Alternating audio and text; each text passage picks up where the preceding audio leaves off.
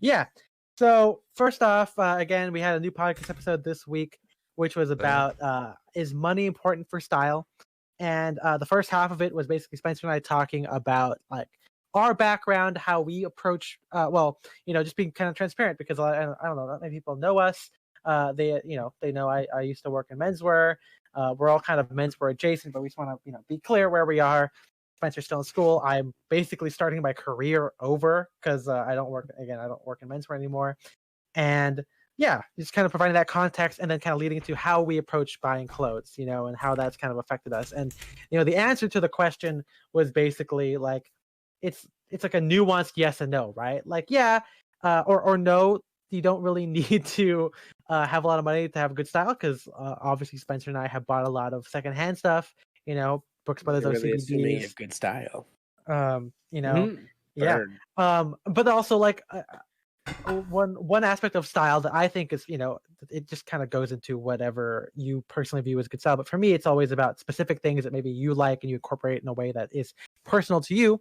Some of those detailed things require money, sometimes you can get Ralph Lauren stuff for pretty cheap, comparative to what they originally cost, right? There are times you can get, again, like the Drake's Archive sale, you can probably get a Drake's jacket that originally cost like $1,300 for like, I don't know, like $600-700 instead, right? Save $1,000. Pretty good. But of course, to a guy like us, that is still a lot of money. So those are still investment pieces. So, we talk about all in the podcast. If you want to hear that more structured conversation, again, it's available on all podcasting platforms. It'll soon be available on YouTube because I know Spencer did that, but I haven't got into writing for stuff yet and uploading them or saving them as public videos. But yeah, that's kind of gonna frame our conversation of the evening. It's just called money because I'm sure there's a lot of different stuff in here. It's money. Again, if you guys have any points you guys want to make, please feel free to do that. We will be sure to mention it. And of course, there's not that many people on the call today. Compared to when we had the hat one, we had like 8 people. Or right now we have 6, but it's a lot.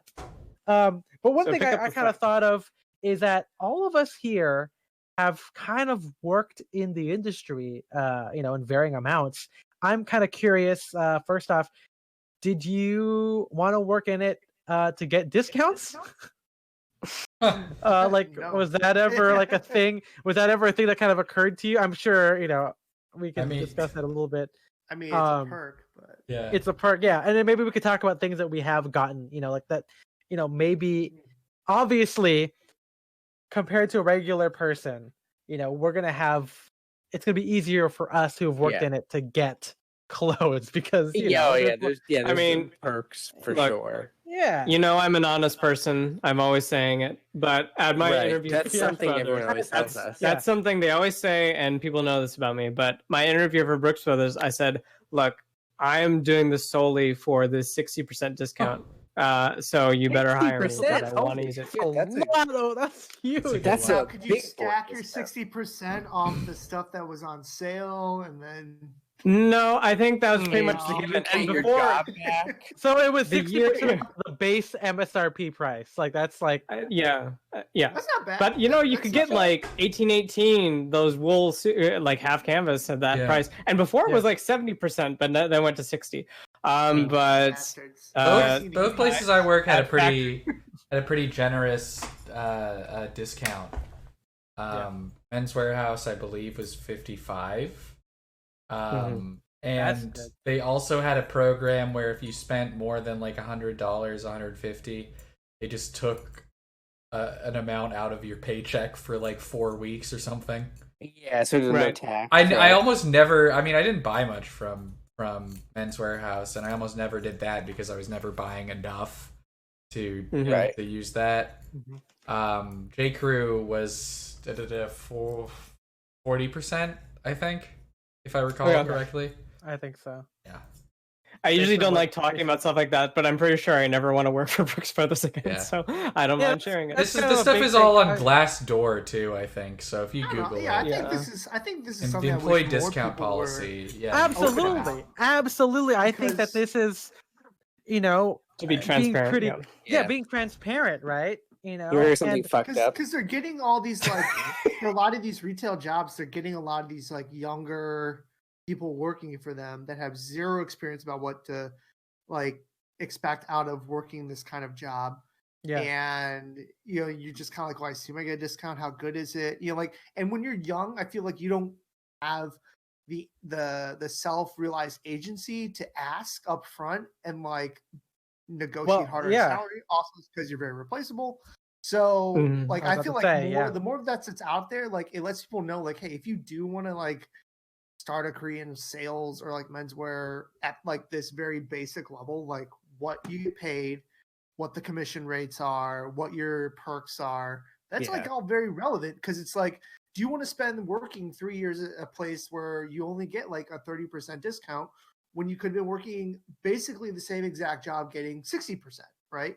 So and they're carrying similar stock, right? So like, I feel like that's something that needs to be more open. And not everyone in their late teens, early 20s thinks to check Glassdoor or you know, post a Glassdoor. Absolutely. Absolutely. Something fun. I felt pretty conscious of those details, but I probably should have fought more for salary. I had always just gone, you know, just like slightly increasing from previous years, but I probably should have been, okay, time for a little bump, you know, just like more realistic. You gotta just like be outrageous with it because they're only gonna, you know, bring it down a little bit.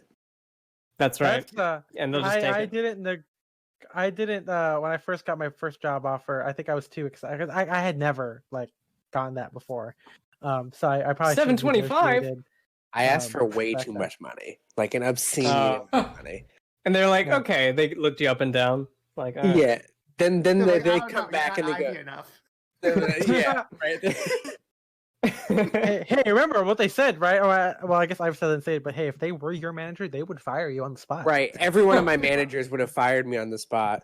Yeah. Good thing I'm my own boss. What if you get what if your like store gets a call and it's like, I'm from the Ivy Style Facebook group and I just wanted to talk about I want to talk about Jason Sandagon. He should be fired. Can I speak to the the But yeah, sure. Let me get him for a second. But and then you're just like, hello. You just put on a voice. Hello, it's me, the manager. Yeah. Do you want to clear your throat? No. All right. I think that it's being clear about what your discounts are. You know, like again, I was talking about specifically about the menswear industry or retail stuff. I think it's super important because, especially if you want to try it out early on, and it gives you a good reason to, right? Like I personally, I don't think that retail or menswear is suited for everybody. I think a lot of guys are interested in it, but because this part is not talked about, some people kind of become disillusioned. Yeah, people get disillusioned by it. I mean, for me, again, like I already kind of knew that I wasn't gonna be making like the big bucks in it, and so that's also one reason why I had to transition out because, again, like we said, living in LA, it's you gotta make like at least $60,000 minimum to even have anything, So I don't know there because I'm probably the person who has the least amount of experience with this. There are aspects of it that are nice about it, or it's like helping out people with style and like that whole environment. But I don't want to sell credit cards or like hem pants. I don't want to do any tailoring shit whatsoever. That's not my game. So there are some aspects of it that I would not want to get into. Yeah, when I was working at Bloomingdale's, it was big. They wanted you to push those credit cards, cards. I didn't like doing. Right? I didn't like. Like you get a. Oh yeah, you get money. They give you cash money every time if you open cards. Every time you open a card. I didn't get that at Banana Republic. Have to be soulless. I had what you had to do. If you did 5 cards in a week, then you get. I guess you did get. I think you got like an extra $20 or something in your paycheck or something. And it didn't matter to Bloomingdale's either. It didn't matter if they got approved for it, as long as you got them to apply for it. You got money. Oh, exactly. Yeah, J. Crew. They could do it multiple times. Like there was this one guy. So Bloomingdale's has 2 versions. There's a store credit card and there's like an Amex card that you can use elsewhere. This guy would say, they'd get declined for the regular one. He goes, well, let's try you with the Amex one. Like fucking so double up on every single one. That's smart. Yeah, so and so the more cards you would, quote unquote, sell, the more money you got, and they gave it to you cash, so it wasn't on your paycheck. Oh my god! The manager would take cash out of the register and hand it to you, and they would have like competitions where, like, oh, if the person who does the most cards, they'd give you like you get free lunch. Hi to you. Yeah. No, they kept it on a tally back there, like who sold them. So Spencer, I know you were pretty cool with it, just like just adding it onto the end of the sentence. So what were they doing at J. Crew? Oh no, at J. Crew they had so every time you opened up a card, you got a ticket for a raffle that they would do at the end of the month. That was like they had a bunch of weird incentives like that, that kept changing because they needed to find new ways to get people excited about selling J. Crew cards.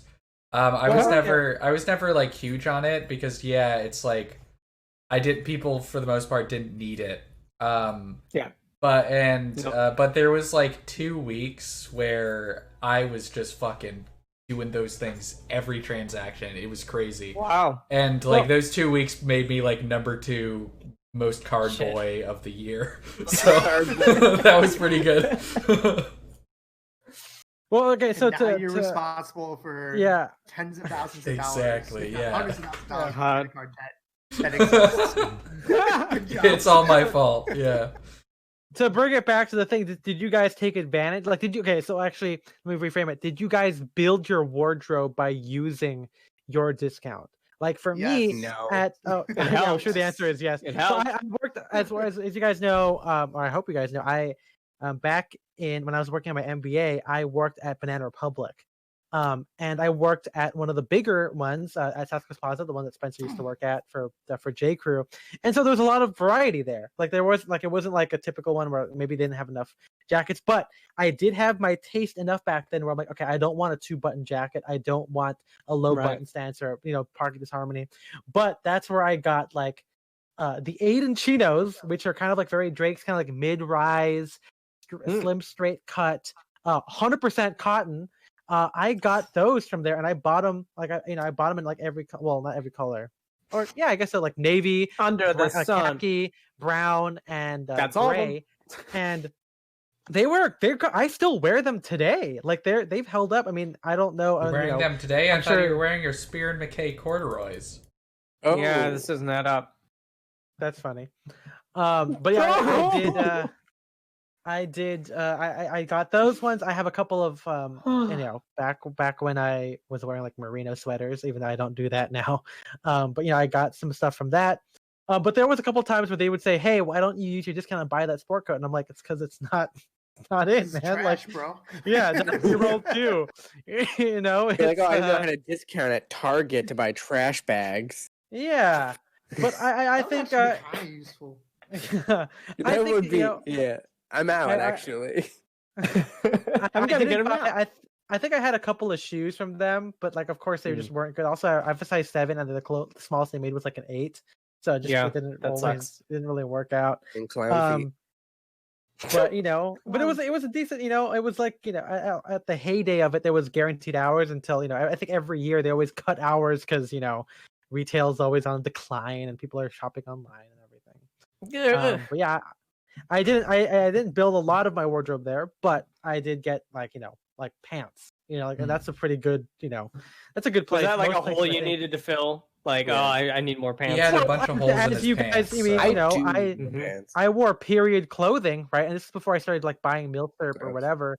So I needed some casual like chinos, and I think that those were good. And I also knew for a fact that the J. Crew ones were low, like even lower waisted, So it was like, okay, well, here we go. That's the opposite direction. Exactly. But what about you, Jason? Like, I know that, you got the bell vest. You got the bell vest. Yeah, that was probably the best perk I've ever received. But so let's start with Bloomingdale's. Your discount's 20%. It's absolute bullshit. Yeah. And then they do these things where uniform, like only black suits or something. It was when I was there. They changed it once I left. Oh. Yeah, of course. And then I left. I went to work, and I worked at Thomas Pink, and Thomas Pink was a 30% discount but then every year they gave you like a $2,000 allowance. Oh, that's nice. Oh, that's fun. So you could buy, your uniform or whatever, and I that think includes that's like suit supply too, or something like that. Well, it's like places that expect you to dress in the brand, or at least not, if not the brand, a very specific look that you like probably don't own. They should, whether it's the allowance or like or giving you clothes or just like a discount, they should be doing something to get you there. Because like to expect you to just walk out in the black already. Well, Thomas Pink, you could only wear Thomas Pink. You couldn't wear anything else. Damn. Okay. So that's like that. They have to give you either a very generous discount, or just give you a bunch of clothes for free. That's okay. So, well, first off, Spencer, why don't you talk about your what was your uniform policy and what did you take advantage of? So I didn't have to, and neither of the places I worked at mandated that I wore clothes from that store. Which Me is neither. good. Me neither. Men's Warehouse, I like I said, I didn't really get much. I got some like shirts that I would I cut the collar off of to wear with detachable collars. I got accessories like socks or pocket squares or whatever, but that was about it. Yeah. J. Crew. Fun fact: the first day I worked there, they changed the employee discount policy, so you can no longer get the discount on any third-party merch. Which is a bummer because most of our good stuff, all of the best stuff, is our collabs. Yeah, I was gonna say all the cool stuff from J. Crew. I mean, you guys can years in MFA they would talk about all the third party collabs. Yeah, so before I think there was some Barber, dude. They used to have Barber there. Yeah, Alden, that's right. Alden, yeah. Oh my god. So I could only get the discount on J. Crew stuff, and so I ended up buying a lot of Wallace and Barnes. Which a lot of it is still good. I like Wallace and Barnes generally. But who do you like better? Wallace. Yeah, me too. But there you go. Yeah, it's I would say that I don't know, especially the first couple of months I worked there, I was very excited to be working at a quote unquote cool place compared to Men's Warehouse at least. Yeah. And it's true, like I said. And like I said, it was a pretty good discount. So the first couple months I was there, I definitely ended up using it a lot. I always ended up getting stuff during the summer, like their Aloha shirts. Almost all my Aloha shirts are from J. Crew. So, They were rayon too. So exactly, they were good things. Yeah. Cool. Kiyoshi, I know you've had you've had a lot of menswear experience. How was it like building your wardrobe or taking advantage of the discounts for that? So the first menswear job I had was at Khakis of Carmel, which is Carmel by the Sea, California. The Armory of the West? Sure. No. Yoshi, King of the West. They, it's a mom and pop shop, but they had really good discount system. Actually, it was 80% off. Damn! Holy shit! Well, no, let me finish. Okay. Before we get Oh no! 80% off the first 10%. It was 80% off anything that was in stock in the store, so not special order or anything like that, or made to order. Mm-hmm. But it had to be approved by the owner. So himself. He had to prove that he had to okay it. Yeah, I invented the color for God's sake. Now the thing is nothing in the store was actually in my size as far as tailoring goes. Oh no! But the shirts were baggier than I liked, and we had I think pretty decent brands, but there just wasn't a lot of stuff that was my size. So I got pants at that rate and socks, which is great. Right. But as far as everything else, because I was at that point, it's well, I'm gonna have to do special orders or made to order. So that was just at wholesale cost, whatever that was. So that was good. That was mostly what I did. Got a lot of suits from Samuelson, and then trousers from Hertling, and I did custom shirts from some American-made shirt maker. I can't remember who it was at the time. Was it individualized shirts? No, it wasn't individualized. It was someone else. But and then then we got Ring Jacket in, which was sweet. So I was able to get a bunch of Ring Jacket made to order. So I've got 5 sport coats. Those are really the only things At that wholesale? I have left. At wholesale, yeah. That's Nice. So it's all like I think like the tweed jackets like Holland and Sherry fabric. The rest of them I think are Carlo Barbera fabrics. But Like Hanna-Barbera fabrics. Cool. We love it. Hilarious. Unfortunately not. And then like the other ones, cool thing I got that I still have, unfortunately, we were talking about this in Discord, it doesn't fit me, are my alligator 1-inch slide belts. So those were a major good pickup, considering what we retailed them for. I think they were like $500-600 at retail, and I got them at wholesale, which was really sweet. And yeah, so that's kind of how I built up there. And then my current job, basically I have a deal worked out with the owners that I get 2 suits a year, and then the first year I got 4 suits. And then like shirts, I just pay for whatever the wholesale cost is, which is very affordable. So that said, I don't tend to have a huge variety of like work clothing. I just kind of wear the same things over and over for work. But yeah, the things I've paid, unfortunately, full freight for have been all my footwear, because we didn't have Alden when I worked at Khakis. And so I was buying Alden at the Alden shop in San Francisco, full price. So I've always paid full price for Alden. That's a big full price. I was gonna say like when we talked to like all the Drake's guys and the Armory guys, like they wear Alden all the time because they stock Alden. I'm sure Mark Cho is like, hey boys, you can get whatever the discount is on them. The Drake's guys were always pretty. They never. Well, one thing I will say about Alden, I do know. Hope this isn't giving away too much sauce, but they will. If you're in the industry and you work at a store that stocks Alden, you can get 2 pairs at like a very generous discount from them that are not shell cordovan, I think. So not worth yeah, it. you can't get like free shell cordovan from them. Yeah. But you can get 2 like very generously priced shoes a year or something. Well, shit, I'm gonna have to start carrying Aldens. Yeah, I know, right? Just change your lives.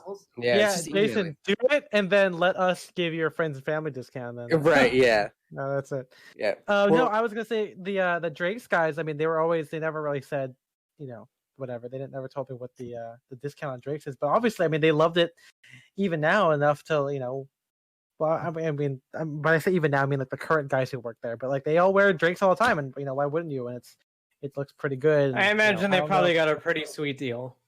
Yeah, from exactly. I mean, they also have to wear it, And I know they get and the newer stuff too. They get allowance also. Yeah, they did say they got stuff off Drake. Allowance.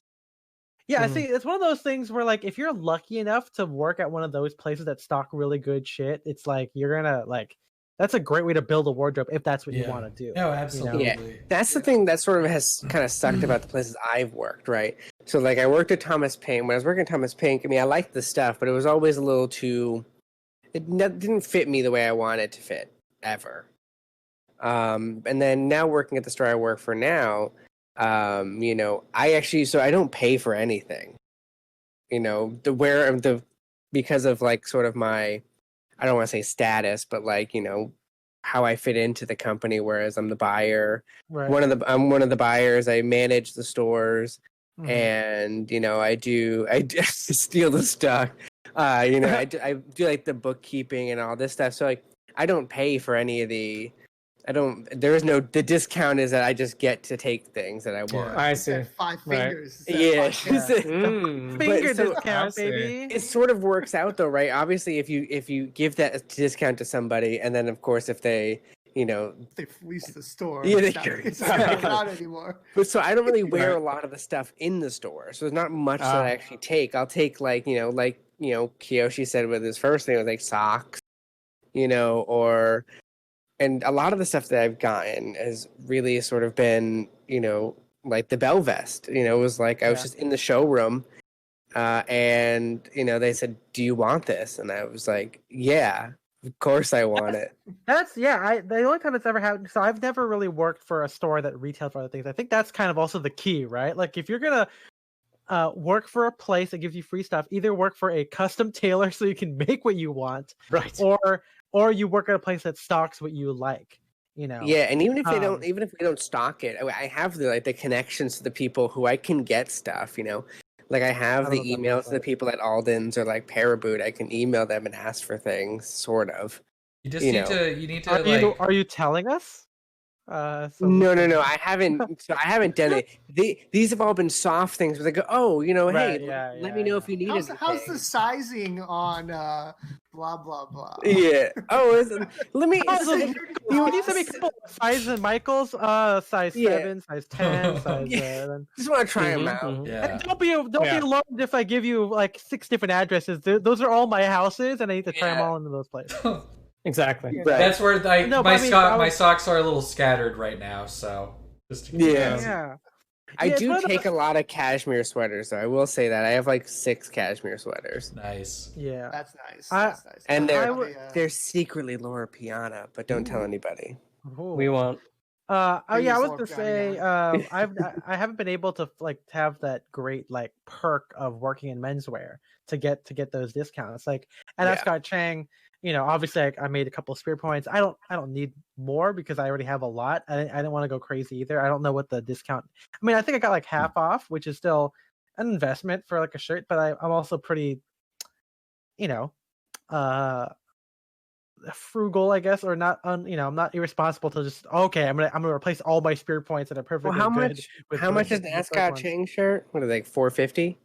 No, $250 for the Oxford ones that I wanted. So, it wouldn't have been bad, but it's one of those things I don't need that right now. Yeah, and it's fully bespoke. Fully bespoke, all handmade. Made by hand in the factory. So it's great. But I mean, it's still $100, right? And so right. Yeah. I still wanted to wear other stuff. I didn't start buying Alden's till you guys know I did a podcast like a year ago. And I worked for Ascot Chang for 3 years. But yeah, it was cool to have a bespoke shirt and also be able to go through that process. I think that's kind of a big thing that if I didn't work there, I wouldn't have been able to do it. And I think we said on the podcast too, where occasionally because I work so adjacently to the industry, I work at Ascot Chang, but I wasn't. It's at the LA one. I never went to Pity. I never went to any of the other, trunk shows or whatever. I still got a couple of Drake's ties from the art, from their pop-up shop, when they came in, or when I accompanied the bloke when they went on the buying trip to 316. The guys was like, hey, we got these last couple of bucket hats. If you want them, they're size small, you can have them. I don't care, fucking give it to me, I'll stretch it out. That. That's really cool. And it's a lot of those things again where I never have really made a lot of money, so being able to do those things have been, it's great. You get to try it and recommend it. Again, I think it's great marketing. I think a lot of people understand that. Where, and especially in menswear, where a lot of guys, because the windsor that we work in is a lot smaller, it's easier for people to give away something for free. Or at least give you a homie discount, because it's not like you're at Banana Republic where there's there's a literal corporate chain, right? I can't give, even if I liked it, I can't give this to you, right? I don't even have a code to give you a 10% off. I don't even have that power, right? That's just not. That's just not. But when you do have that ability to get a discount, you feel stupid for not taking advantage of it. We have all talked about how we're not fans of the cut of Brooks Brothers stuff, but eventually when I went to the LaSalle and Adams in Chicago, which no longer exists unfortunately, Brooks Brothers, and they talked about, we can open up those quarters. We can, get the natural shoulder. It's not married to this region cut. And I was like, okay, well, for $550, or it's I don't even remember the exact price with my discount. It'd be somewhere in the mid 500s or something like that for a made to measure half canvas suit. You're just and you can play with these details. You're okay, it's kind of stupid not to get something like that, Yeah. So it really impregnates in your mind, just I should probably be getting this. And you fantasize, well, what if my wardrobe was just Brooks Brothers, and you can make it work? You got various items to make it work. So yeah, it's very seductive when absolutely. I will say having access to basically MTO, through Samuelson was just like awesome at the time. Yeah. And I definitely spent way too much money on clothes I don't have and don't own and don't fit me anymore. Right. But at the time though, like, I mean, I was wearing like suit and tie and jacket and tie every day. So it kind of made sense to like own it and wear it because we could sell it. But yeah, like you get a little maybe too eager to just spend what you're making because you're getting it. You see, you know the retail, you know the wholesale, and like you're like, holy shit, I'm getting like, you know, a $2,800 sport coat for like $700. You're like, shit, that's like awesome. Like I'm never gonna. It is sort of, and that's why I just wait for them to give it to me. Yeah, like, I'm not gonna pay for this. You hand it. Yeah. But that is sort of an addiction where it's just like, just like feeding this desire. And so like, I think especially for clothing people like us who not only work in it, but love to do it and love the clothes, it can be a problem if maybe you're not even if you're good with money or not. Because it's just like, even if you're good with money, you're still going to like spend your paycheck on this kind of stuff and put it back into it. You know? Right. Well, like after they gave me that suit, I was like, you mean look at their website? I'm like, what else can I get out of them? Right. Well, I was gonna say, like, the thing about menswear is that, you know, maybe you might not make like the most. Again, this is just me. I haven't had the best experience with getting income, but I don't think Kiyoshi and I make the most money either. I mean, I don't know. It doesn't seem like the most frugal thing. Not this year, right? Man. Yeah, right. Remember let me tell you about commission structures. Oh yeah.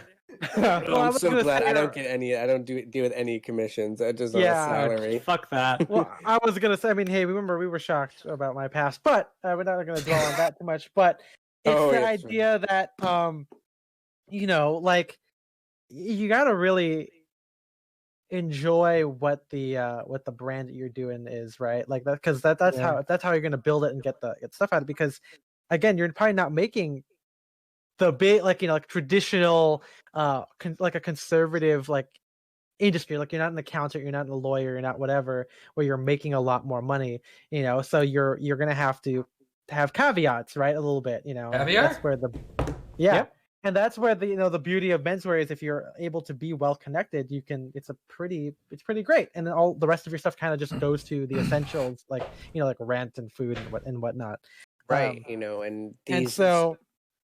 Okay, go ahead.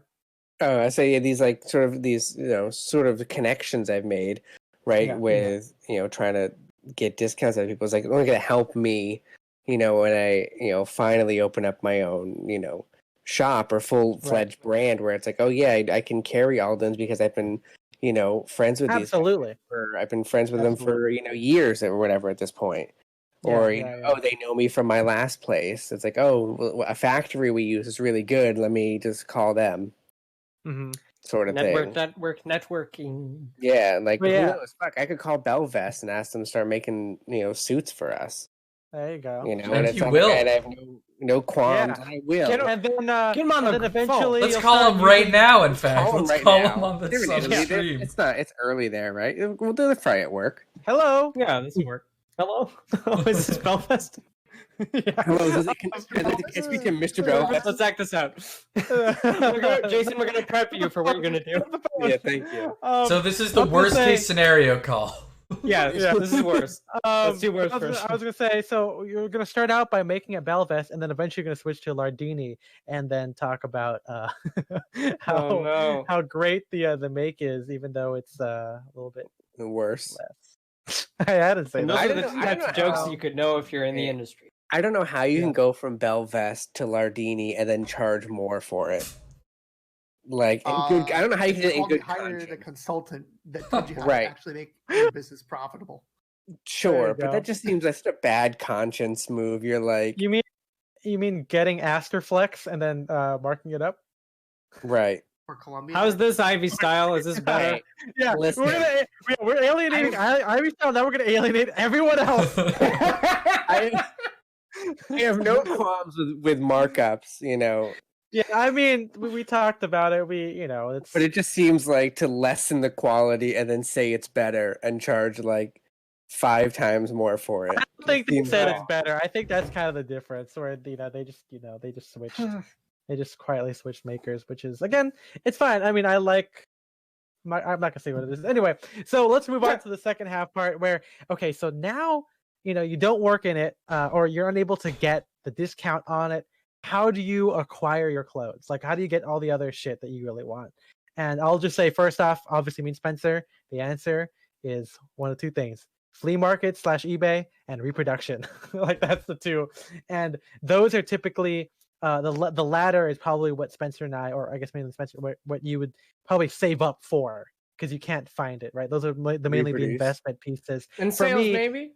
Yeah, well, in sales, but I was gonna say, like, so for me, other than the secondhand buying eBay, there is like instead of reproduction, I should say, it's more of like and you just straight up just buy it, right? Like, I just bought the Aldens. Like, I've had a couple, I've had 2 Aldens that I've gotten as a gift, from my friend Mac from Brogue, California, which is probably like the real Armory of the West, because it's really good. They carry ring jacket Alden. They started carrying fucking double RL, which I don't think I've heard of before. I don't think I've seen like another store. I'm sure that there probably is, but I personally have seen anyone stock like Ralph Lauren. You know what I mean? Like, it's not. Yeah, Canoe Club does. Oh, that's right.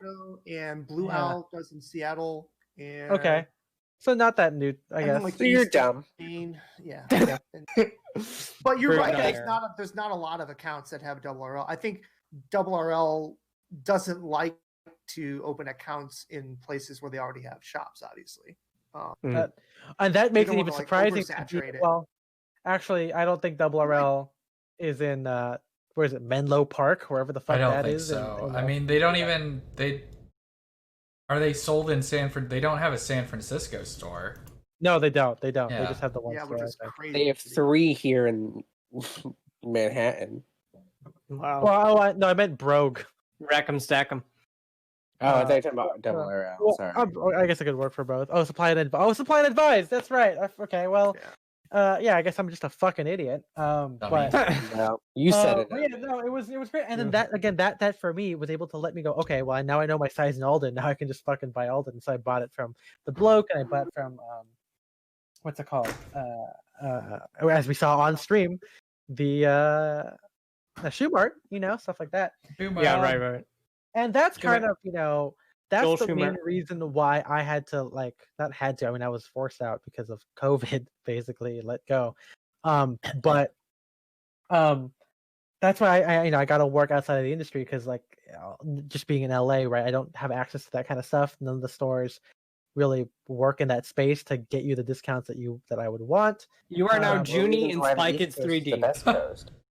Yeah, I mean, if it was, East Coast, but now, because hopefully with the new job I make more money, but now it comes about budgeting and shopping a little bit more conservatively. But that's how it was the whole time, right? Because at Ascot Chang, I couldn't get the stuff that I wanted, right? I can't get a discount from Drake's by working at Ascot Chang. There are some things you do want to pay, not to say full price, I mean, but not wait for a sale or try to get on eBay. So stuff like the Aldens, sometimes we've talked about that a little bit today. Yeah. I mean, there's Ethan Newton has said repeatedly, either on his Blammo, again, great interview, but that's why check out Blammo, everyone. Yeah. But I admire stores that don't go on sale, because it's very intentional, and they have a lot of. I also think, on the other side, I don't think that going on sale is a bad thing and people devalue it. Obviously, if you're going all the time, I think people automatically think of Macy's or Banana Republic, where every other week there's a fucking 30% off sale. Brothers. But I also say I think maybe we've gotten trained about the Drake's ones a little bit, obviously, but who trained? Archive sales have killed their retail value to me. I couldn't ever see the prices were always high on Drake's, but to pay retail when you know how much of their back catalogue goes on archive sale, either they've killed their image a bit there, or either that, or they've just captured a more aspirational demographic. But I feel they probably attempted to capture the aspirational demographic, but I reckon they've probably lost a few full-paying retail customers who now will just wait for archive sales. Well, I'm sure they're hurting for cash too, like everyone else. They usually would have it just at their factory. That's right. Right. And now they can't have that because of COVID. So I feel like this year they're like, well, fuck it. If we're doing an archive sale, let's just throw everything at it. Yeah, for everyone. Cash flow is king. Yeah, I think this year, it's sort of reset button. I don't think sales for companies during this year really is going to hurt much their brand image. Drake's could stop doing the archive sale after this year, and I'd be like, yeah, that makes sense. Yeah. Huh. Yeah. There's no one had any cash at all. Right. Yeah. Right. I think it'll be interesting to see if they do stop it or whether they feel the pressure to keep doing those archive sales. Or they run out of those old tickets. I don't think so. I don't think they're going to return to it. I think they're going to have smaller. There's one on the way. Depth of stock for the upcoming. That's one for sure. The upcoming collections. So I think they're probably going to be more conservative about what they do. I think a lot of companies across the board are going to do that now. Yeah, that's what we're doing. I'm buying less. Yeah, that's the thing is about like the classic menswear industry, where like I think that for a lot, no matter where you get into it, from denim or from tailoring, like you're kind of used to paying full price for a lot of things. Like sales are still very random. Like unless you do like factory seconds with Alden, like you're pretty much not going to find Aldens for to me affordable prices, at least before, unless you got them secondhand, right? Like they're always going to be, and they tend to keep their value relatively, right? Just like Drake's ties also still for some reason keep their value. Like that's because Alden dictates. Alden will strong arm all the vendors on purpose to be like, if you put us on sale, don't expect to buy our brand next season. And that's also technically illegal. Yeah. It's also, it's like the only way you get it, and this is very sad, is when the company just goes out of business. Like the stockist, or like what happened, like Need Supply, or when a brand is like tanking, or if you're like a J. Crew where you can negotiate because you buy so much volume, where you're like, okay, I need to be able to sell these at a little bit of a discount to clear them out, like the Brooks Brothers one. Like Alden's not going to say no because they're getting such a massive amount of money from them. But if you're like a random mom and pop boutique where you're like, they look at your size of your order and they're like, there's other stores that want to carry us, and we're already over capacity of what we can produce. Right. Like, we don't need your account. So if you don't want to follow our rules, we don't care. We'll cut you off. We'll open another account with someone else. Right.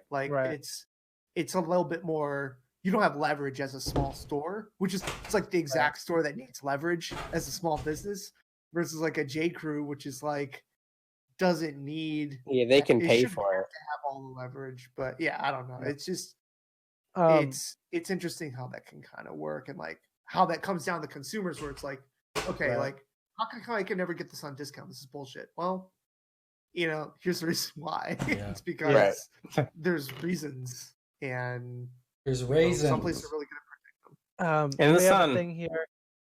From Scoops, he says that you find Alden's affordable prices on eBay. It depends on your size, honestly, and the condition. I can never get any. I'm a size 7, seldom see that. But again, some people like MJ has full scrap Aldens, not shell cordovan, and then as we saw earlier, Chris has some that are shell cordovan that he got for like 150, which is pretty good. For what I don't know the condition of it, but you just got to be patient. But that's why, like I said, like sometimes you just gotta save up for it. Again, Alden is something that seldom goes on sale. If you wait around on eBay, you might be able to find one and you cop it immediately, send the offer, bid on it, whatever.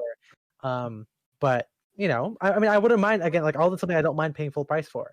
I think that's just kind of what happens when you're really specific. Because if you're just looking for like a loafer, then do Alan Edmonds, right? I think that's something Spencer and I talked about on the podcast, where for a while it's about buying alternatives to what you like, right? Like maybe you don't want to get like a Rowing Blazers rugby, but maybe you want to get like a Columbia knit one that's like $40 or whatever it is. Find a cool patch on eBay and then just fucking sew it on, right? Like you can do that if that's what you're into. If you want $1,300 for Drakes or $500 for Spear, right? Yeah, but then when that's you look a lot closer for a at it, spear. I mean, all a spear is a piece of wood, and then you put like a iron or flint on top. What about Indiana Jones and the Spear of Destiny? That's true. That's more That's expensive. the one that's coming out. Putting on my Spear Sucker suit feels like wood. But I mean, like, yeah, but even then, right? Like we talked about before, where Spear is good, but then when you look at it, I personally, I still like, I like the cut of Drakes and the details on Drakes just a little bit more than I'm sure, Spear. Of course. And it's stuff like that where if you're okay with the approximation, and what approximation means to you, then yeah, there's a lot of alternatives out there. But say like for me, right, I want a spear point collar, and it's not a point collar. That's not what it is. It's like not a point collar. Stop saying it's a point collar. So I gotta buy like custom or bespoke for it, right? And that's something that you just gotta learn to pay for. Because again, I mean, I can't speak for the wider world of menswear. I'm sure they would probably disagree on here, but everything, you can't just rely on make and heritage, right? Like at the end of the day, like it has to be about the details that you want, and that whether you're willing to buy the actual thing or find an alternative to it, just it's kind of up to you. Like Spencer and I bought vintage sack jackets for a while because like okay. Obviously, contemporary style.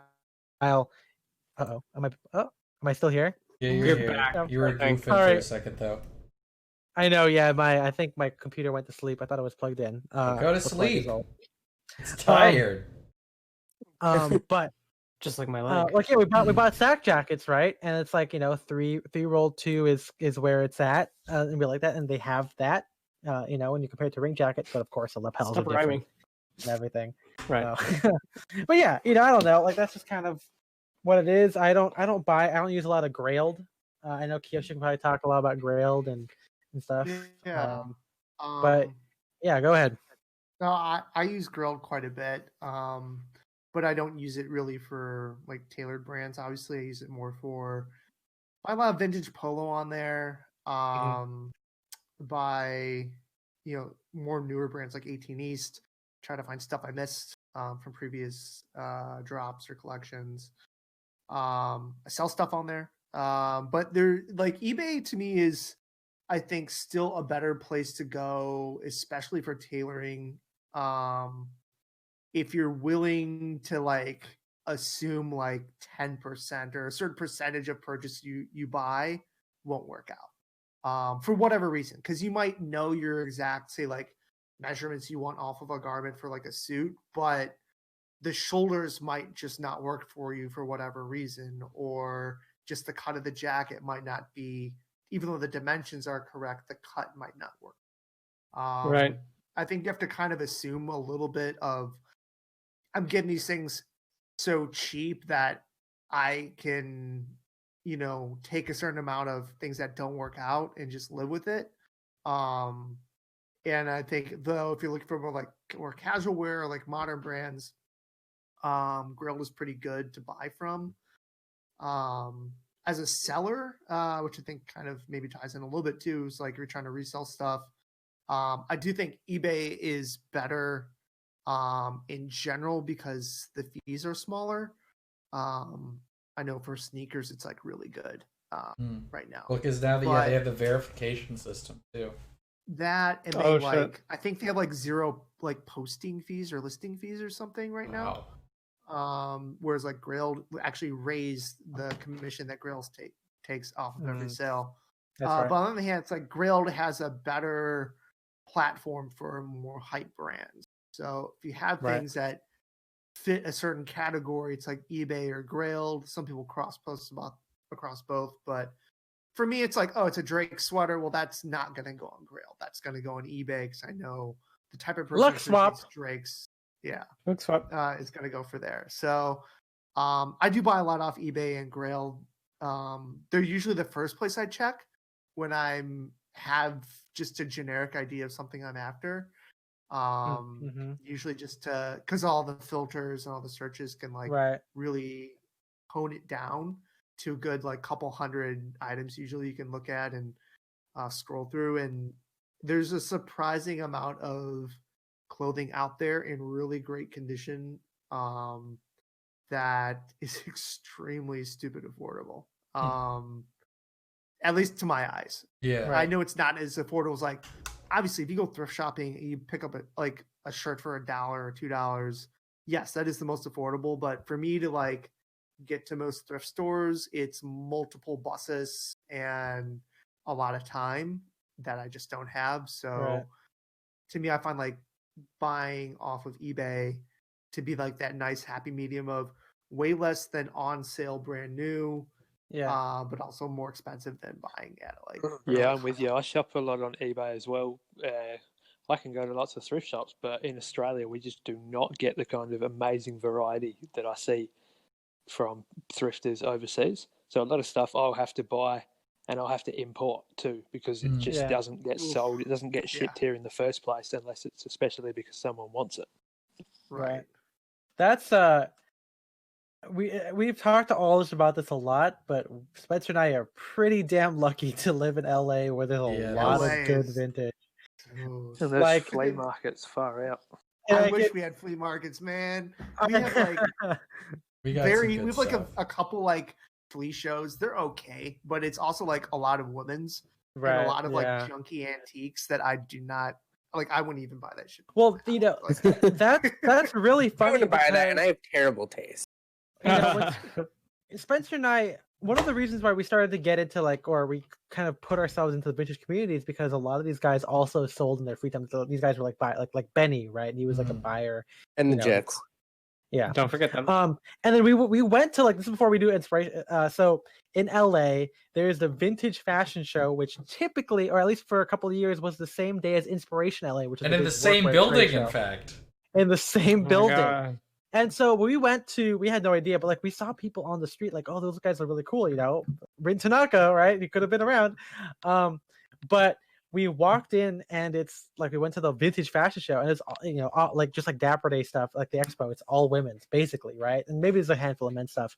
And when I first went, I think we talked about this guy, Josh, who went to Spencer High School, really great guy, has a bunch of really great belt backs because he started like early, like, you know, he was younger than we were when he started getting into it.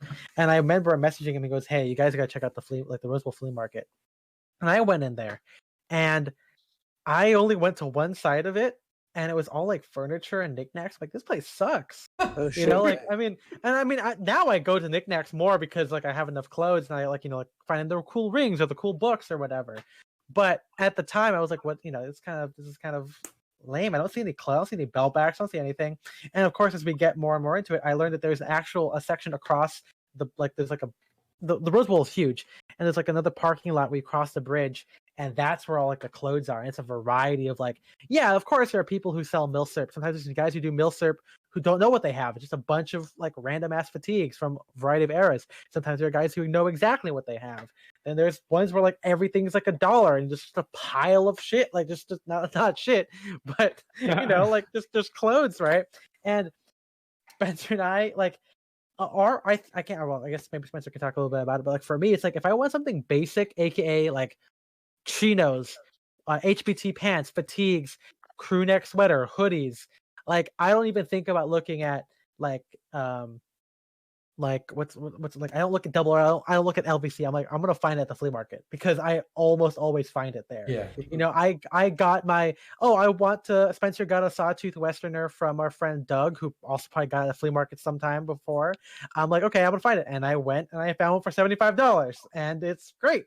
I wanted a gray, you know, the classic gray short high waisted with wide ribbing crew neck sweater. Found it for like $30, you know, found it like sweatshirt, sorry, yeah. I want some Levi's 501s that are made in USA.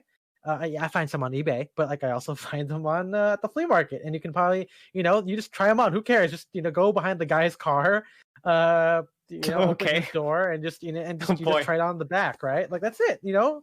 And who the fuck cares? And it's, everyone takes their pants off at the flea market. It's what you got to do to get in. It's what you do.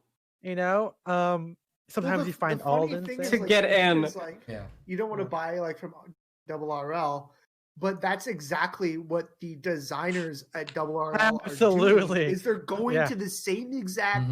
They're going to Brimfield, they're going to Inspiration, they're going to all these like giant places, buying up truckloads of shit to either stock their stores or to take it back to their design lab, take them apart and reproduce them and sell them at like $300 because that's what it ends up coming out to reproduce this vintage garment that costs literally like a couple bucks. Yeah, I don't know what it is and it's about just kind of like you could buy real vintage or you could buy brand new reproduced vintage. Yeah, Mr. Freedom stuff, LVCs. Because with Double RL, I mean, it's like I like a lot of Double RL stuff, but almost all the time, unless I'm getting their shirts secondhand on eBay. And this is the case with a lot of reproduction stuff. As I've said before, I would always rather have the original. Because Double RL, I think, even though they do, they're not like a reproduction brand, and they do a lot of things that I don't really like. Like, they kind of like the pockets, I think, are too small on a lot of their jackets. Yep. Or the rise is always too low on the pants and stuff like that. So rather than getting the Double RL interpretation of the thing for so much money, I would much rather get the real thing that it's based on for a lot cheaper. Yeah. Yeah, and that's a big thing too, because a lot of people just straight up ask us, like, hey, I know you guys like, repo, or you guys write a lot about what's it called, like Brycelands. Like, why don't you just buy it? I'm like, it's because I got the LVC for one. a shirt. Like, that's why. Yeah. Like, and it's, I think that they are making it really well and painstakingly. Ethan, I think, has like, training as a pattern maker, I'm sure, and he talks to Ascot Ting or whoever who makes it to make sure it's made exactly what he wants. I think that's great. I can't afford it, guys. Like, I can't do it. I don't like that's impossible. So it's like, and the fact is, I'm just lucky enough to be able to find this kind of shit that's even more affordable. Yeah, it might be a lot still, like, $100, $150, but that's still better than $300. And like, like a lot of people make CPO shirts, right? Like the fucking like World War II, like the Navy, like the Melton wool shirts or the work shirts and yeah, that's great. A lot of people make their own versions of it, but sometimes you can find it at the flea market for like $50, and it's still got like the silk rayon lining on the collar. It's got the big ass pockets and the wide fit, and it's why not try and find it? I'm sure if Spencer and I lived anywhere else, we would not be having this conversation, nor would we have the wardrobe that we do now. But we do, and we're pretty lucky to be able to kind of do that. It's also one thing too that occasionally vintage sellers of suits or whatever will find those things, and they don't care about it, so they sell it for cheaper. Like that doesn't happen a lot, but it's happened every like once in a while. Yeah, very rarely does that happen, but it's always a treat. Yeah, exactly. But yeah, so I guess last part of the topic here, because I'm sure we all use eBay for various things, but how do you guys save up, or like when you want to get something, how does that work out for you guys? I this is real. I take an envelope and I write what I'm saving for, and I put cash in it every week. That's the only way I can save money. Yeah. Okay. Wow. Okay. That's really disciplined. Yes, that's real, dude. Jason, well, because if it's my bank account, like it's for me, so it has to be not liquid. Well, I guess it is liquid, but not immediately liquid. What about the song? Right. Yeah. I don't know. Usually, if there's something I really want, I'll just use my credit card and then just pay it off. Didn't we talk about that on stream, Spencer? That's on the podcast where like there was a guy who was like, just get a credit card, buy all the vintage, pay for it later. Yeah. Get all the vintage. Why I have a credit card, but yeah, it's the only. Yeah. It's why save money cash in an envelope when I can just pay my credit card off when I get paid. Yeah, the old saying. That being said, I don't go overboard. Obviously, it's like if I want a $50 shirt or like the J Muser Westerner, I just bought on my credit card, but that's been long paid off by now. I'm not one of those people who is like, oh, only $1,000. Okay, Sure. I mean, I've been at the bloke where people like. I mean, the bloke wasn't always like packing, like like all the. They're people not packing. But there are a couple times where I've seen the guy go like, "Oh yeah, I'll just take that, and I'll take that ring jacket, and I'll take that." I'm like, God. Jesus, man, I don't think I'll ever be able to make that much money, like ever. I can't. Growing up the way I have and being pretty conservative. I mean, I have a lot of clothes, but again, like we said, it was at the cost of everything else. Like maybe I would have had a gaming computer by now, but I don't because I want clothes more, right? But yeah, I can't imagine like dropping that kind of stuff. But I also think so. To go back to what you're saying, like when you just kind of buy it, all of us are at the stage now where we have enough clothing, so it's like, oh, I don't have to like. I mean, that's. The reason I bring that up is because it's like, oh, speak for yourself. Speak for yourself. Yeah. But it's like, oh, I don't have to buy, like, I don't have to save up for the Navy suit because you probably either own one or at this point, Navy. If you needed it, you would have bought it by now, right? Like we're not like those guys who need to have a bunch of basics, and that could be because we work in the industry or we have a creative job where we don't need to have like a blue shirt or replace all the blue shirts every year, right? Like we can just kind of can afford to, both in terms of closet space, style, bandwidth, or in terms of money, where we can buy the cool thing and impulse buy, But what about you, Kiyoshi? Do you save up, or how do you do it? No, I think I've mentioned this before, that I'm a very emotional purchaser. So, every time you spend money, you cry. Yeah, I cry after purchases. Yeah. Before and after and during. Yep. I love this sweater so much. But no, like for me, it's like I have like, I think most people that are close have like a general list of, oh, I want to get this kind of thing later. But those things are always things that I almost always push off for years. And I'm like, oh, I like to get this, like a tuxedo shoe, and I had that on my list for 7 years. Yeah, that's on mine too. That's on mine. I'm like, and that was just because like I was able to, a homie helped me out. But homies, me, that's how it works. The thing that like the reason why I don't really save up, quote unquote, for purchases is because I don't really know what I want to save up for. Per se. So like, I never know what I want to buy until I see it. Something will come across my feed, or I'll come across it at my. I have no object permit spot. I was gonna say, menswear people have no object permits whatsoever. Yeah, like you take a tie away from them and they forget it exists. I don't have my tie. Yeah. Or I'm on Grailed, or like a drop that comes out. I see like preview images. I'm like, oh shit, that's fucking awesome. Like, I want that, and like that is why I generally don't save up for anything, is because I don't know what I want until I see it, and then I want it. So, and it's usually a very short time between when I see something and when I buy it, if I like it. So I don't really, and also like a lot of the big ticket things like shoes, I have the shoes I want now. So like, I'm not saving up for that anymore. And when it comes to tailoring, which is again, another big ticket item, like I'm not buying suits anymore. Because I get them for free, so it's I don't really need to like save up for big things. So everything that I'm buying is maybe max like $200. So when you've kind of like don't spend for a while, and then also you see something like, oh, I'll just get that because it's a cool shirt, or it's a cool sweater, or a cool pair of pants, the unique fabric that I haven't seen anywhere else. So for me, it's just like the saving aspect doesn't really go into it. Now, obviously, there's things that I'll come across like, okay, that's like really awesome, but I am not spending $3,000 on a leather jacket, right? Or probably ever, to be honest, no matter how good it is. But what I'll do is I'll be like, okay, I know that's like a style that if I waited and like put that in the back of my mind, and maybe once a month searched on eBay for, maybe I'll come across something like that in my size, or maybe I'll come across it while I'm looking through some vintage stuff. And if I see it, I definitely know that I like it. I've been thinking about it for a long time. I like it. And maybe it'll be something I'll buy at that point. Yeah. So I think that's I like something. It. I want it. I bought it.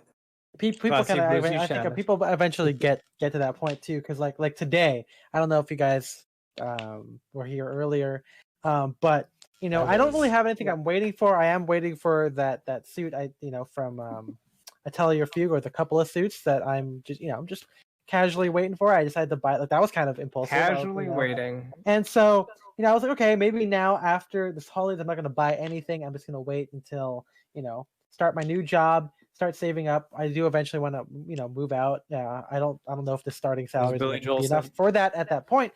But, if I don't get that, some LHS and Shell Cordovan is nice too, right?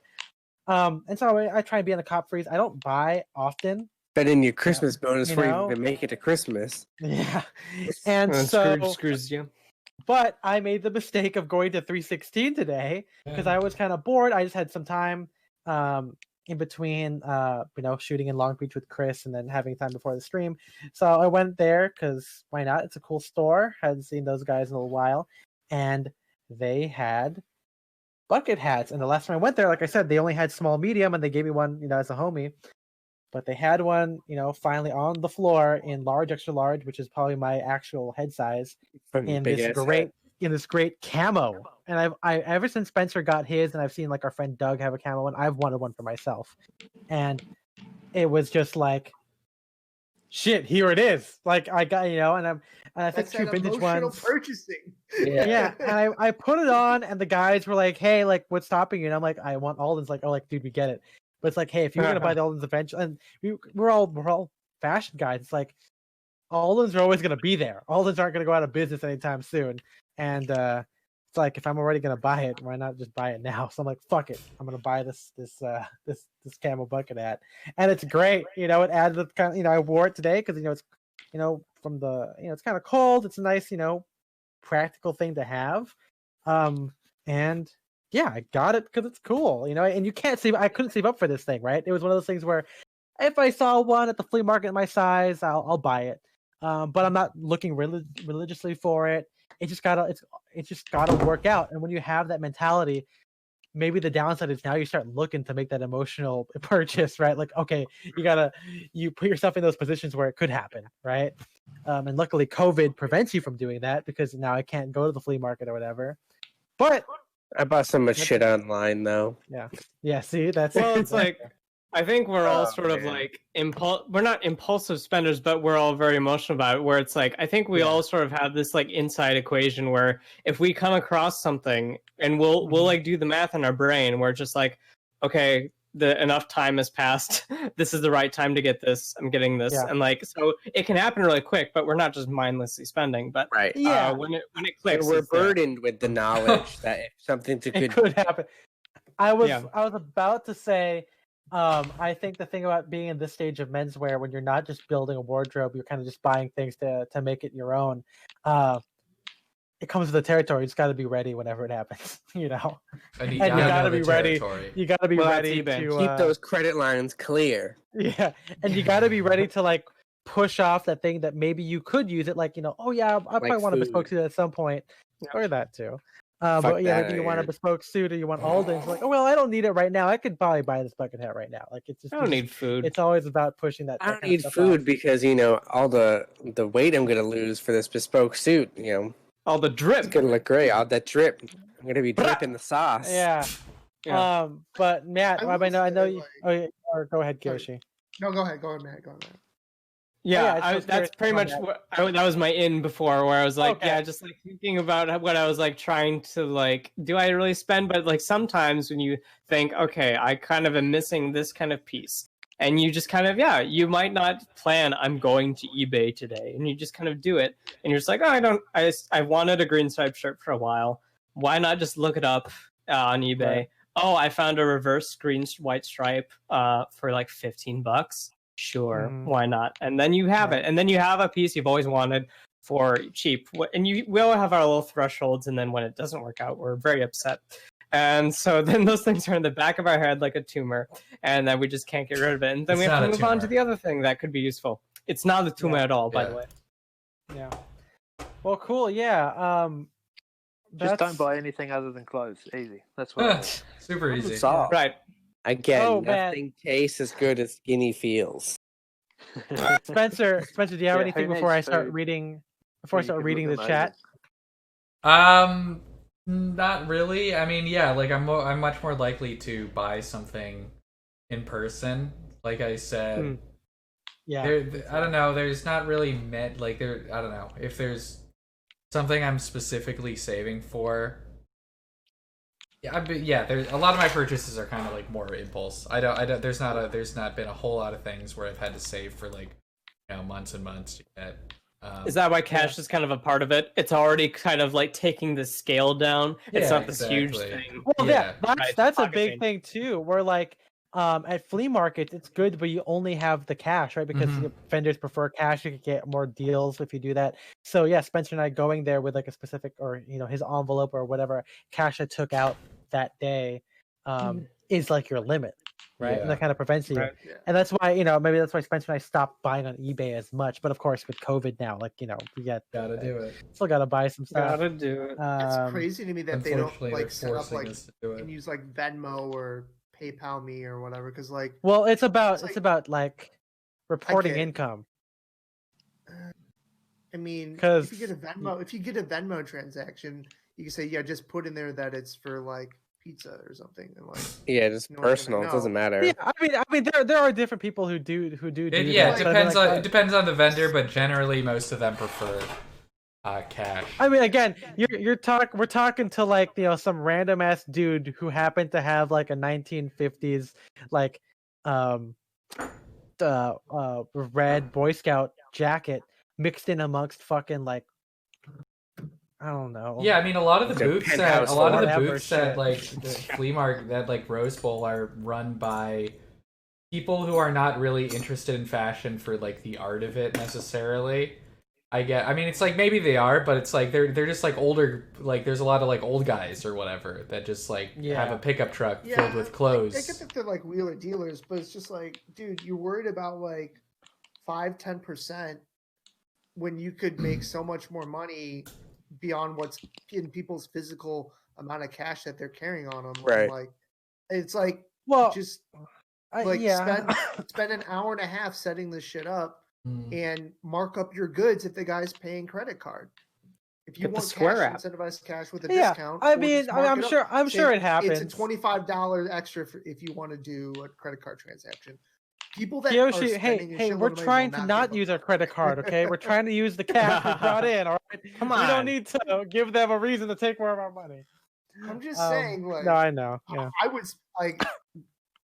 My buddies who deal vintage too, they're like that the same way, but at the same time, like, if you spend over a certain amount, they're like, okay, I get it. Like, we'll do X in cash and, like, whatever, and like card, because there's a flea market I go to here. Like, you're spending money, right? Like, you shouldn't care. Like, I just always pisses me off when vendors do that. I'm just like, dude, you're really like gonna walk a $500 sale on this thing, like you don't. What's that threshold? Credit card. Integrity. Like, charge me $5 and then like call it a day. Like, it's just so ridiculous. Like, when dealing with like furniture vendors like that, I'm just like, right. You guys. Well, like here, a lot of people take Venmo at a lot of like everything. You won't find anyone who doesn't take like Venmo unless they're like super old or like really sketchy, or both. They're usually both, to be honest. Like, those aren't mutually exclusive. Yeah, people come into like the store and they're like, "Yeah, you do a discount for cash," and I'm like, "No." Yeah, discount for cash. And they're like, well, then I don't want to pay. Like, I don't want to pay no sales tax. And I'm like, well, I do, so you have to pay it. Yeah, it's like no one wants to pay it. Yeah, like, listen, I pay the sales tax for the here, so you're paying it too. Ooh, Scoops has a good question in the chat, but oh man, do you guys get pressured? Yeah, I would. But do you guys get pressured by the Drake sale and spend more than you should, or are you guys sticking only by what you originally wanted? I mean, Scoops, you'll see. You can probably scroll through the Discord this time where we did discuss the Drake sale, and we said nothing. I mean, some of us bought some stuff, but like I was like, that's fine. Like I bought more from the Drake in-store sale than I do the web one. Yeah, I don't know why. I don't buy clothes online, really. Yeah, I think the appeal for the archival is that we do kind of like Drake's in sort of this old-fashioned where old-fashioned. It's only been like a couple of years, but sort of like we glorify the whole 2018, 2019 as like their prime, and so it's like dip down a little bit, and that's the kind of stuff they're pitching in that. Yeah, not all. I mean, there's still a few, but it's also one of those things where, you know, I could see maybe earlier if this happened when in 2017, 2018, where I probably would have bought a lot of shit because it's like, oh man, here's my chance to finally own some more Drake stuff, right? Like, and not just like a tie. But now, as you know, as we said, we're older. We know we are more established with our styles and what we have from our wardrobe. We don't really need that. Like, I don't need to buy their chambray button down because I'm literally wearing one that's from Brooks right now that I got it for like $40 on eBay. Like, it's not right. It's not like that big of a deal. And I think that again, it's one of those things where when you're looking at men's wear a lot of aspirationally, whether it's because you haven't worked in it or because you don't own the things, you do get swayed by sales a lot. You know, I'm pretty sure. You know, like when the Armory did their like 10% off, you know, as a stimulus to get people to like buy the ring jacket stock. That's really cool, and it probably made it a lot more accessible. As we talked about, people would probably, you know, that's a good way of doing it. The Armory, I don't think it ruined the Armory's reputation. I think it makes perfect sense for the garment, especially because again, the ring jacket by Armory is only found at the Armory. It's not like you're buying the ring jacket you could buy anywhere else. But you know, I'm sure a lot of people bought that stuff because like, oh man, I gotta get something because you know, never knows what's gonna happen again. Right. But none of us, or I don't know about the rest of us, but like for me, I as much as I like ring jacket and I own it now, it's like, I could go without it, you know, and it just it comes with style maturity, and it comes with like getting older and being, you know, making sure all the stuff that you get, everything that you buy counts. You know, you don't want to waste any money, you know. No. So we've talked about sales a little bit in the previous streams, but I don't think that a lot of us are swayed particularly by it. And the things that we would like sales from, again, like if like an Alden shoe, like a lot of like things that seldom ever go on sale. I think that's probably what we would go crazy. Like I would go crazy on like an Alden sale if I could get shell cordovan, you know, for that cheap, but or that much more affordable. But that doesn't happen. You know? Yeah, I mean, I mean, I haven't bought anything from any of the Drake sales, and it's not because I don't love Drakes. It's just because, I mean, it's like if I see something, it's like it doesn't really matter if it's on. You'll say something. And I like it. It doesn't really matter if it's on sale or not. Obviously, the sale is like a plus, but I'm gonna want it. And even with the sale, there was still nothing that called out to me enough that I was like, I really need this. And that's how it is. That's how it is for that's how it is for a lot. I mean, this is kind of different. That's also kind of like how it, you know, when there's the deals like buy 3 or 4 and get free shipping or whatever. Yeah. I'm always like, yeah, but like shipping is less than 2 other shirts. So I'll just do that. And absolutely. I mean, yeah, it's like I buy what I want. A sale is never going to make me buy something that like I'm less enthusiastic about. It always has to come from a real place. A real want. It's all about money. I'm gonna go through the chat real quick here since we're running out of time. H. Wilberg says he tries to raise 50% of the cost of the garment by selling off stuff he has. I do that too. I sold some vintage stuff when I was, you know, buying my Alden, so that kind of helped. I'm sure the rest of us do that too. There's a marketplace here, you know, Kiyoshi puts stuff on eBay, you know, it happens. What's it called? Well, Jason says you hate selling stuff off because people don't buy it. It's true. I don't want to go to that effort. Well, it happens to me as well. Because it's not Ivy. It's not Ivy. That's why it's not Ivy. I tried to sell this. Sorry, guys. Hickey. I had this crazy Hickey Freeman full canvas corduroy sport coat, and no one wanted it. And I only wanted like $50. That's crazy. Yeah. And no one wanted it. I hate selling. Like, I mean, I understand like reselling culture. I don't want to deal with it. Like, I'm not gonna buy something just for the chance to sell it later. Like, I have other stuff to do. I can't. I have life to worry about. Bills to pay. I have no room to hold inventory. Yeah. I'm sure eventually I'm gonna have to start selling everything. So David says here, he agrees with Scoop. Says he's waited 5 years. Yeah, sometimes that happens. Sometimes you just gotta wait for the right moment. 5 long years I've spent. Aging in Azkaban. H. Wilberg says, would your spending strategy change substantially if you made 10 to 15K more? No, because I would probably buy other things. Oh, Jason does. I'd be spending more. I'd probably be spending more on like furniture and like actual and like moving. I already have all the furniture. You'd be rugs. I have yeah, a we pink get it. This guy's Live more on your own, furniture you're than he cool, can count. whatever. Yeah. I mean, Yeah. I will say, like, when it comes to like furniture, like, definitely yes, there is a limit to how much furniture you can have in your space. Yeah, of course. But the problem then becomes you start looking at least I've started looking more like getting stuff, prints and frames and artwork, and buying and collecting that, and that Oh, can I get don't want to really think about that. expensive really Oh quick. man. Statues. So, Yeah. but on the other hand, like, that's the sort of thing that you can spend a lifetime doing Yeah, at a exactly. very leisurely pace. And Yeah. it's not like clothes, like, oh, I need this to wear this for work or like Right. for social meetings, or I need this because I have no place to sit down and eat food in my apartment. Like, it's like the last thing you should be getting.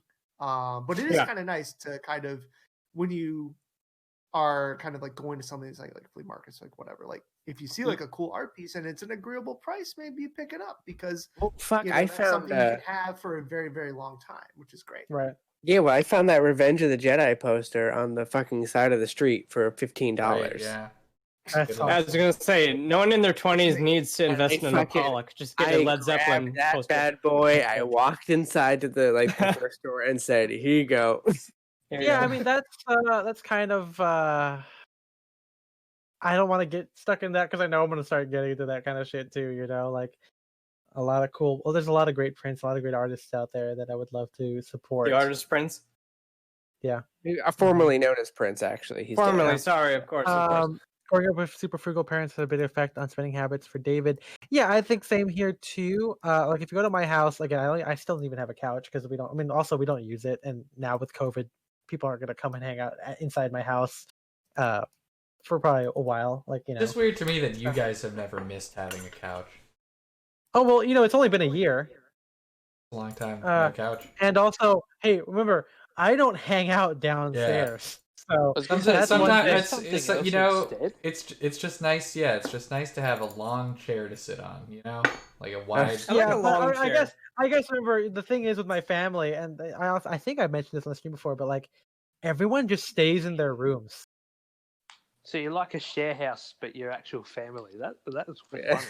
Yeah, it's like a hostel. So, like, there used to be a couch. Yeah, there's a couch, but we got rid of the couch is really old, and we got like you know one of the things like those like junk stuff where you put all the shit like on the front, and then they all like the like a dump truck comes or a garbage truck comes in, they just take everything. You know, one of those things. Yeah. Right. And so we got rid of the because it was kind of falling apart, you know, whatever. And you know, my downstairs, my dad has a desk, a computer desk where he hangs out, and then there's another computer desk where my brother would sit, and then I go downstairs to eat, and when I'm done, I just go back to my room. So there was never a need for a couch. And of course, you know, that's kind of where they are. So even when my friends started coming here, we would just hang out in my room. That way we don't have to kick anybody off of like the TV. You know, we don't do that. So why don't we make like a Patreon goal, like get Ethan a couch? Get Ethan like, a couch. The stretch goal if we get. Yeah, and that no one will use like it. a grandma couch. No one's going to use folding chairs or something. Yeah. Well, right now there's just like a what do you call it? An inflatable mattress. There's an inflatable mattress there. So if my mom comes, a shell quarter of Chesterfield. Yeah. Look, I think he's going in the good, healthy direction. Just give him a standing desk. That'll work out. There you go. Standing desk for them. Yeah. So perfect. Yeah, but I mean, like, yeah, Mike. A bouncing ball. There was never any need to have it because for Tweed. You know, by the end of it, no one comes over and to hang out in that part of the house anymore. There's also no video games to be plugged in down there anyway, so it was like, who cares, right? It doesn't. Yeah, it's for you got it all figured out. Yeah, it's basically for my brother and my dad to watch stuff. It's not for anyone else to hang out at, which is why we all hang out at my